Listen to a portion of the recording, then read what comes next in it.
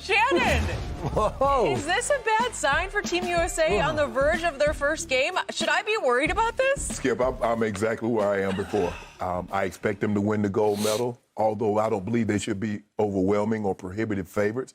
A lot of things can happen. The days of us just showing up like we did 90, 92, 96, 2000, and winning and just whitewashing everybody's script. I believe those days are over. The world is catching up. More players from overseas are playing, and they're not just being role players, the fifth, the sixth, seventh guy on the bench.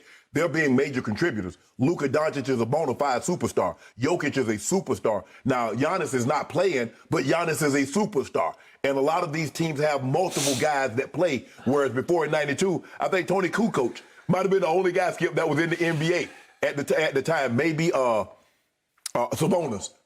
So, but for me, Skip, look, it seemed like, I mean, maybe they were joking, but it seemed pretty petty and pretty senseless. Now, I don't know basketball protocol. I guess if you shoot it, you make it. They just give you the ball. They just keep feeding it to you until you miss it. But I don't really think it was that big about it. And what made it bigger is that once people started commenting, KD responded back, which is, again, I'm like, I don't know what to make of it, Skip, but to answer Jenny's question, I'm right where I was. I expect them to win the gold medal, but it's not like, hey, I'm plunking down 50 grand saying I know they're going to win. Nah, I'm not there. But it seems pretty petty to me that even if I'm joking, I'm going to joke about something like this. I'm going to say this again about Kevin Durant. He has become the most fascinating figure in all of sports to me, sometimes for the wrong reasons. LeBron, to me, is still the most interesting man in sports. But when I talk about edge, when I talk about fascination, edge of seat, highly debatable, what are you doing, Kevin? It's this man. I still say he's the best player on the planet, and he has become the most fascinating because this is some weird stuff going on. On the verge of your first big game, and it's against France, who's a viable competitor. You know, they pose some threat. They're, right. What are they, 17-1 to win it all? We're 1-5, so we are a prohibitive favorite. But France has got NBA players, Stifle Tower, Batum, you know the rest. Fournier. And yet, what is this? This is the captain of the team. This is the best player on the team. Picking a fight that did not need to be picked on the eve of, almost the eve of this game. It's going to be played very early Sunday morning, LA time. It's like at 5 o'clock in the morning on Sunday morning. But, okay, what's the protocol? Well, they're having a photo shoot, so they can only shoot on half the court. And it's just shooting around. And he's got some pet ball that he's found in the mix that he likes. It's feeling good coming off his hand. So he's made 3 or 4 corner threes in a row. And you can't tell off the video exactly what happens because I'm not sure where the ball bounced to. But somebody else decided to take his bad ball and dribble it to the perimeter and shoot it himself. That was Bam. Okay, well, he's saying it was Dame, and you can't really tell where the ball goes because it cuts, the video cuts. So you can't be definitive about who got it. But let's say Bam did take the ball and dribble it out and shoot it. It is not the end of the world, and there's no protocol for that. There's no unwritten rule about that. It's Kevin. Classically, this is Jordan-esque. You know, and I know what he does. He picks fights that aren't even fights. And all of a sudden, he decided to pick one with a younger teammate. And not only did he pick it, what's the locker room? What's the oldest locker room cliche? What happens here stays here, right? Well, if you have a little petty beef with a teammate, at least let it stay in the locker room. He takes it to Twitter. And just blasts. And to Bam's credit, he says, you're not going to little bro me. I'm coming right back at you hard. And I don't know if they're both chuckling to each other, you know, like they're not taking it that seriously. It might have been joking at the time. I mean, now. But here's the thing. Kevin Durant went up under there and he thought about it. Hold up. I made the shot. He's supposed to give me the ball. So he walks back to the court like, bruh. Because if it wasn't a big deal, Skip, if it wasn't a big deal, but here's the thing. I'm glad cameras was there. Because if some reporter had reported this happened, Kevin Durant say, y'all just trying to make a story out of nothing. That didn't even happen like that. So I'm glad the cameras was there to catch him acting like this. Because he shoots the ball, and he's walking back, but he thinks about it. Hold on. I made that.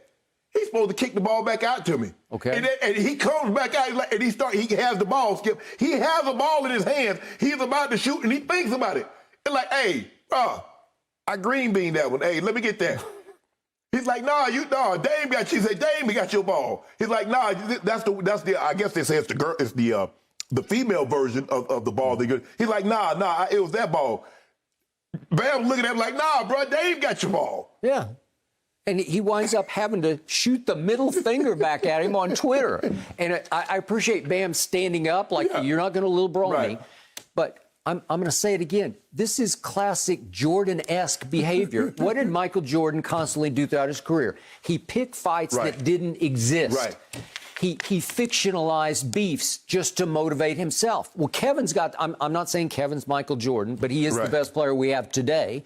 And he is extraordinary when he shoots the ball. And he will be the reason that they dominate in these Olympics.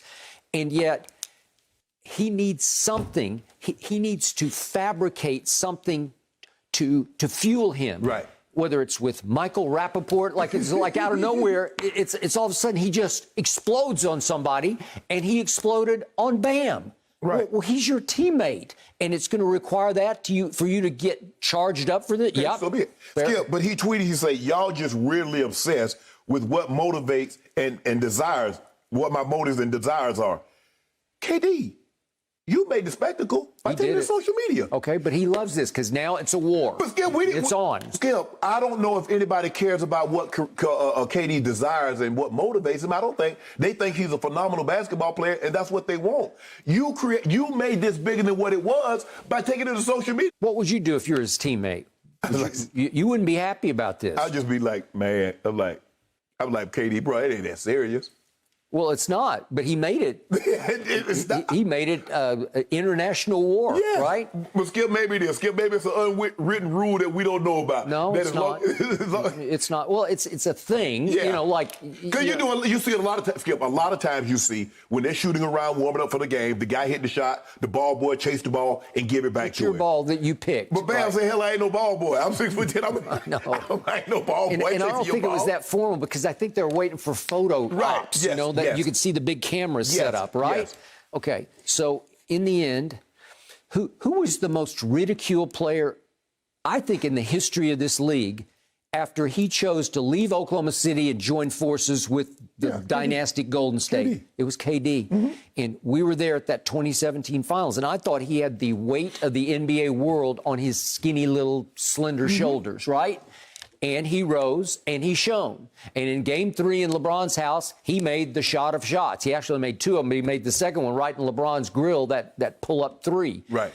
And he was the MVP. And he turned right around, did it again next year, and he's the MVP. So he thrives on this. Right. He loves to be in the vortex of this, in the spotlight, in the crosshairs. He loves for social media to come down on him. How dare you? How can you do this to your teammate? And he's like, okay, I'm ready to go. Here we go. Well, you might need to tell that with Bam that you were joking. Because Bam like, hey, bro, you ain't finna big brother me. I ain't chasing no ball for you, get you no ball. You go get your own ball. Okay. Because Bam said, hey, I went and got it. What was happening constantly in Golden State? Kevin was at war with somebody. It was Draymond or it was quietly with Steph. Right. And Steph's aura and how big he was in the, in the Golden State, family. I didn't think it was a... Skip, I didn't know. I mean, I saw it yesterday morning when we was on. I was like, is it that big of a deal that you posted screenshots of a Can't Take a Joke song? Yeah. What happened with our guy, Michael Rappaport? He's going back and forth, and it's good-natured banter, he thought. Right. And all of a sudden, it went wrong, man.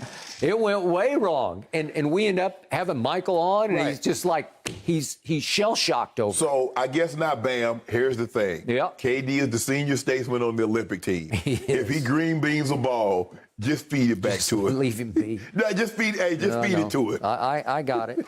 So I'm with you, except I'm going to remind you, after the losses to Nigeria and Australia in the first 2 exhibitions in Las Vegas, you were down on this team and you had skepticism about their chances of winning it all. Yes. But then you saw them bounce back. Yes. and you saw Argentina and you saw Spain, and Spain's the second favorite at 9-1. Right. Okay. Right. And listen, in the second half, they shot them right out of the gym. Yeah, Pop said that he's been preparing for France for 2 years. Thinking about it every day. Hold on, France? I understand France beat them last with 2019. I get that. France. I mean, that's what's on our mind, Skip. Okay. Okay, French fries, maybe crepes or something like that. Okay. Yeah, Well, they're the fourth favorite. So are you threatened? I mean, Rudy Gobert. I got it. And I understand now. It makes sense why you got JaVale McGee. At least you got a big body that can help rebound the ball because you know he. Well, I was concerned when they lost Bradley Beal, but I'm not so concerned now that you can replace him with, I'm hoping, with Devin Booker or Chris Middleton. That works. Right. And Drew Holiday was at the parade yesterday. I guess Chris was too. But I assume they're going to be there. So you got some live bodies that you can play defense last night. with. Yeah, okay. Because you said the game is when tomorrow? It's Sunday morning. Sunday. It starts at 5 LA Our time. time. So, Right. Yeah. You guys waking up? 5 And you a.m.? will Skip. You got to, what you call them? You got they got to be heading over there now because if you leave tomorrow, you're not playing no game Sunday morning. They probably won't be able to contribute. They're in shape though, right? Yeah, absolutely. Yeah. Okay. So, is there any protocols they're going to have to go through, traveling, anything like that? I don't know. I It's assume a good there are question. in some capacity. I don't know those rules there. Well, it's coming up. Sunday, July 25th, like you mentioned, 5 a.m. local time for us. I will be recording this one, and I look forward to watching it after sleeping in. Thank you for watching. You can subscribe here to get the latest from the show, and be sure to check out more of the best clips from Undisputed, or go watch a few other segments from our other shows on FS1.